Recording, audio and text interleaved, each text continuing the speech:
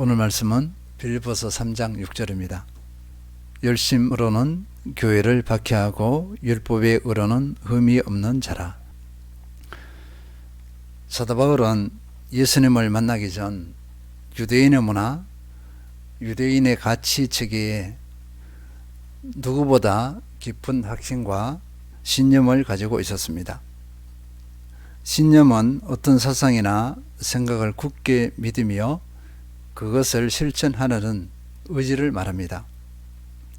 또 사도 바울은 유대인의 사회가 부러워하고 인정해주는 육체적인 배경을 가지고 있었습니다. 5절에서 잘 보여주고 있습니다.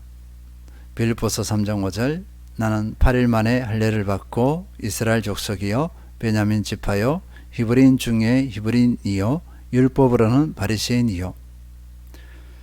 사도 바울은 자신의 이런 육체적인 배경에 자부심이 대단했습니다. 그 자부심은 극한 우월감으로까지 변질되었습니다. 유대인의 문화와 가치체계에 열심과 열정을 가지고 있었다 할 수 있습니다. 그 열심과 열정은 두 가지 모습으로 나타났습니다. 오늘 본문 3장 6절, 열심으로는 교회를 박해하고 율법의 의로는 흠이 없는 자라. 이 두 가지 중에 첫 번째는요, 열심으로는 교회를 박해하고 그 열심이 교회를 박해했습니다. 유대인의 문화와 유대인의 가치 체계에 도전하는 것은 결코 용납하지 않았다는 것입니다. 교회는 예수 그리스도를 하나님의 아들, 하나님으로 믿고 있습니다.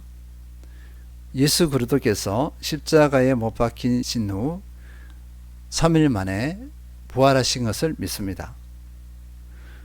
죽으셨다가 부활하신 예수 그리스도를 믿어야 구원을 받는다고 믿습니다. 율법의 의로는 구원을 받을 수 없다. 할례로는 구원을 받을 수 없다. 유대인도 예수 그리스도를 믿어야 구원을 받을 수 있다. 이렇게 교회는 이것을 주장하고 이것을 믿고 따르고 있었습니다. 유대인의 문화, 유대인의 가치 체계에 절대적인 신념을 가지고 있는 사도 바울로서는 이것을 받아들일 수 있겠습니까? 사도 바울에게 예수 그리스도는 그저 연약한 한 인간에 불과했습니다. 교회는 유대 문화와 유대 가치 체계에 정면으로 도전하는 집단에 불과했습니다. 자신이 가지고 있는 신념 체계에 대한 정면 도전으로 받아들인 것입니다. 유대인들에게 교회는 유대교에 대한 이단 집단에 불과했습니다. 사도 바울은 이 의식을 가지고 있었습니다. 그러니 사도 바울은 분노할 수밖에 없었습니다. 실제로 사도 바울이었지만 지금까지 나누는 것은 전부 사울 때입니다.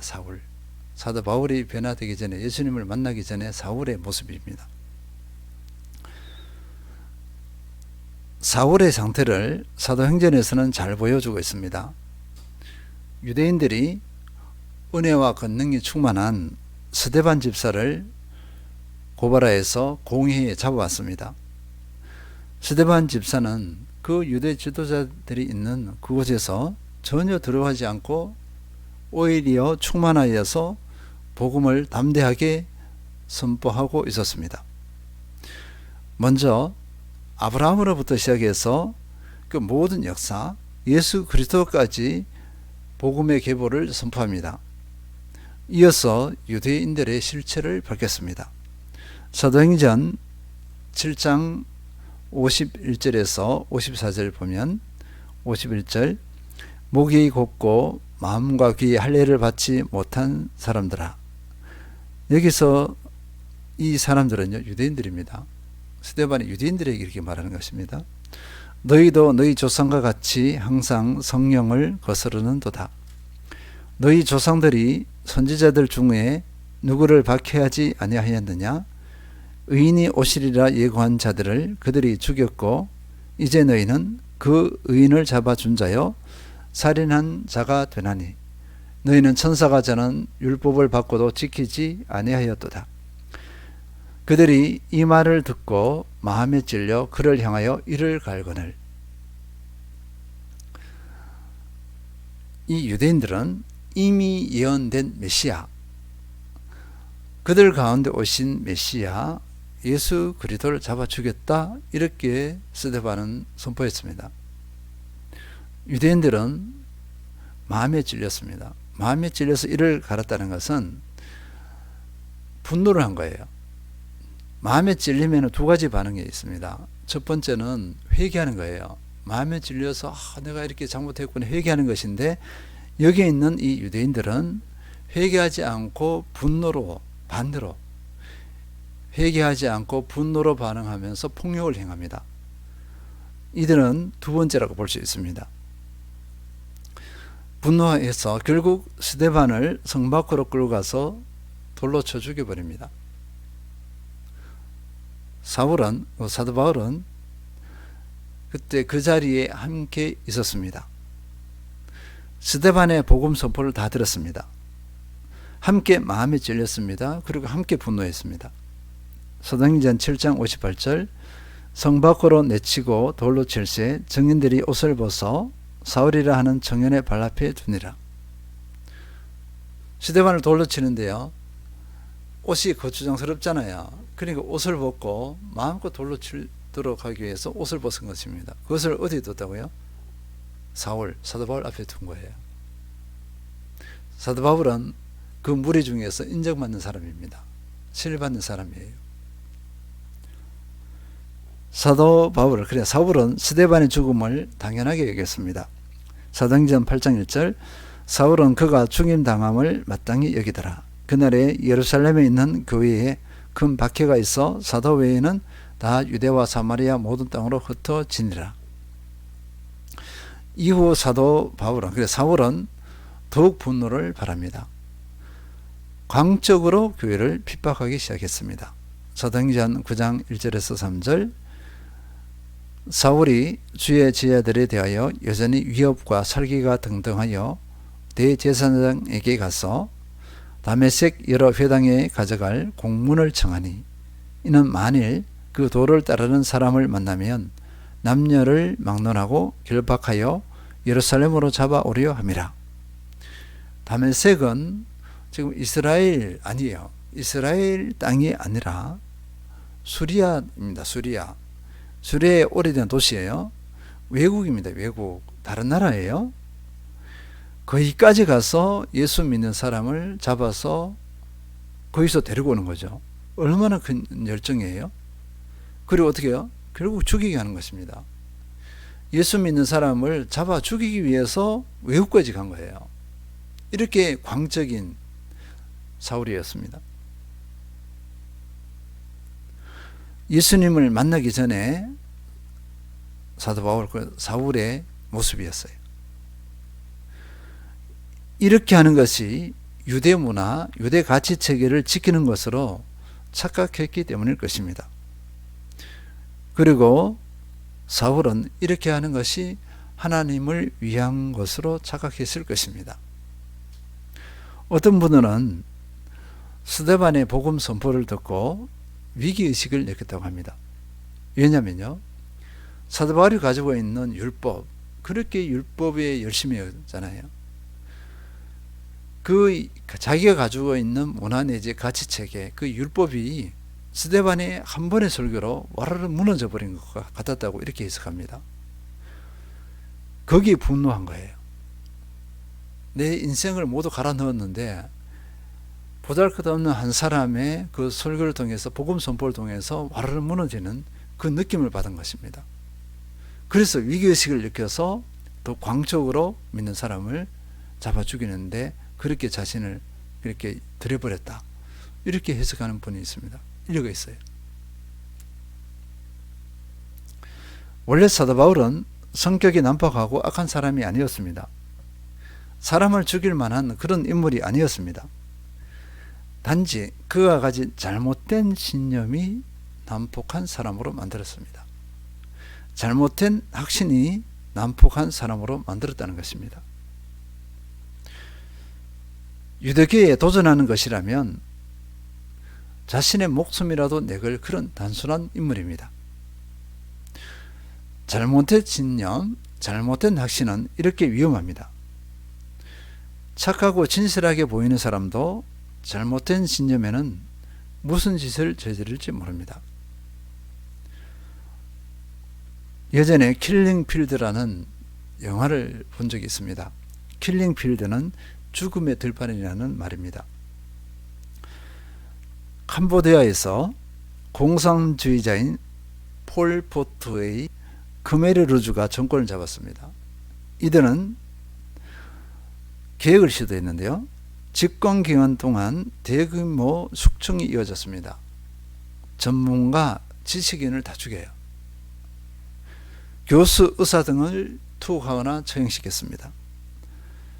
안경을 썼거나 손바닥에 굳은살이 없는 사람은 그것이 굳은살이 없다는 이유로 처형했습니다. 성직자도 처형 대상이 되었습니다. 불교, 천주교 할 것도 없어요. 그 죽음의 수가 거의 200만에 가깝습니다. 잘못된 신념이 그렇게 한 거예요. 잘못된 확신이 그렇게 한 것입니다. 잘못된 신념이 한 사람으로 이런 광기 어린 학살자로 만들어버렸습니다. 히틀러의 유대인 학살도 이와 유사하다 할 수 있습니다. 우리가 어떤 신념, 어떤 확신을 가지냐에 따라서 잔인한 사람이 될 수 있고요. 자기 목숨을 선한 데 드릴 수도 있습니다. 두 번째 사도 바울의 열심은요. 율법의 의로는 흠이 없는 자라 했습니다. 율법에 흠이 없었다는 것입니다. 율법의 의는 율법 안에 있는 의를 말합니다. 율법을 지킴으로써 얻는, 율법을 지킴으로써 평가되는 의를 말합니다. 자신의 힘으로 열심히 율법을 지키면 자신이 의롭게 된다. 하나님께서 인정하시는 그 사람이 된다. 이렇게 확신한 거예요. 이것이 율법주의자들입니다. 흠이 없다는 것은요. 흠 잡을 데가 없다. 그러니까 율법에 흠 잡을 데가 없다. 비난할 것이 없다. 율법에 완벽한 상태가 되었다는 것을 말합니다. 이 평가는 사도 바울 자신의 평가입니다. 그만큼 완벽을 추구했고 그 어느 누구와 비교해도 되지 않았다. 자신만만했다. 이렇게 볼 수 있겠습니다. 사도 바울은 율법을 지키는데 자신의 모든 것을 걸었습니다. 왜냐면요. 그렇게 해야 의롭게 되기 때문입니다. 이것이 율법이에요. 이것이 사도 바울의 신념이었습니다. 그러니까 사도 바울의 열심을 통해 우리가 꼭 배우고 교훈을 받아야 할 것은요. 믿음과 확신 그리고 열심의 방향성입니다. 믿음과 확신의 동기 그리고 그 방향성이라는 것입니다. 무엇에 대한 믿음과 확신인가? 진리인가 거짓인가? 진리에 대한 믿음인가 거짓에 대한 믿음인가? 꼭 살펴봐야 된다는 것입니다. 하나님께로부터 온 것에 대한 믿음과 확신인가? 아니면 세상으로부터 온 것에 대한 믿음과 확신인가? 사람은 믿고 확신한 것이 그 사람의 모든 가치의 핵심이 됩니다. 그리고 믿고 확신한 것에 자신의 인생을 걸어버립니다. 그래서 이 무엇이냐, 이 무엇을 믿고 무엇을 확신했느냐가 그렇게 중요합니다. 진리 또는 하나님께로부터 온 것에 대한 믿음과 확신은요, 선한 열매를 기대할 수 있어요. 살리고 세우는 열매입니다. 자신을 살리고 세우고 공동체를 살리고 세웁니다. 반대로 거짓과 세상으로부터 온 것에 대한 믿음과 확신은 선한 열매를 기대할 수 없습니다. 자신을 죽이고 자신을 허물어뜨립니다. 그리고 공동체를 죽이고 공동체를 허물어뜨립니다. 믿음과 확신한 것에는 열정이 따라오기 마련입니다. 그러면 그 열정을 가지고 자신이 믿은 것에 그냥 들여버려요. 목숨을 걸어버립니다. 다시 확인합니다. 이 열심은 동전의 양면의 성격을 가지고 있습니다. 사울처럼 잘못된 문화, 잘못된 가치체계에 열심을 내면 자신뿐 아니라 수많은 사람을 해칠 수 있습니다. 공동체의 위기를 초래하는 그런 인물이 되어버립니다. 우리는 열심과 열정을 추구해야 합니다. 그러나 열심과 열정 이전에 열심과 열정의 뿌리를 꼭 점검하고 확인해야 합니다. 무엇에 대한 열심이냐? 그리고 열심의 동기는? 그리고 그 열심의 방향은? 내가 열심히 있다면 그 열심을 꼭 살펴보아야 합니다. 자신이 동기되어서는 안 됩니다. 자신의 뜻, 자신의 야망, 자신의 꿈이 동기되어서는 안 됩니다. 사도 바울은 잘못된 문화, 잘못된 가치체계로 인해 교회를 핍박하는 데 열심을 내었습니다. 믿는 사람들을 죽이는데 광적인 열심을 내었다는 것입니다. 그러나 사울이 예수 그리스도를 만났습니다. 사도행전 9장 3절입니다. 사울이 길을 가다가 다메섹에 가까이 이르더니 호련히 하늘로부터 빛이 그를 둘러 비추는지라. 이 만남은요, 은혜입니다. 하나님의 은혜입니다. 하나님의 오묘한 섭리라 할 수 있습니다. 우리는 어떤 것으로도 설명할 수 없어요. 이것을 어떻게 설명할까요? 믿는 사람을 죽이러 갑니다.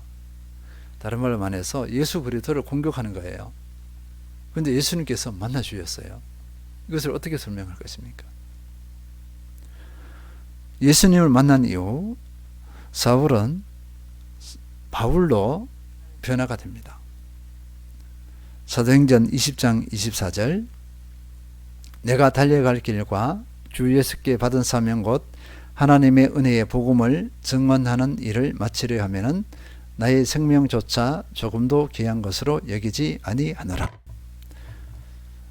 복음을 파괴하는데 앞장섰던 인물이 이제는 복음을 전파하는데 자신의 모든 것을 걸었습니다. 목숨까지 걸었습니다. 진리를 발견한 사람의 모습입니다. 율법에 흠이 없다. 그리고 율법으로 의롭게 된다 확신했던 사도 바울입니다. 그랬던 사도 바울이 로마서 3장 20절 그러므로 율법의 행위로 그의 앞에 의롭다 하심을 얻을 육체가 없나니 율법으로는 죄를 깨달음이니라. 율법으로는 의롭다 하심을 얻을 육체가 없다. 이렇게 분명하게 선포하고 있습니다. 로마서 3장 24절 그리스도 예수 안에 있는 성령으로 말미암아 하나님의 은혜로 값없이 의롭다 하심을 얻은 자 되었느니라.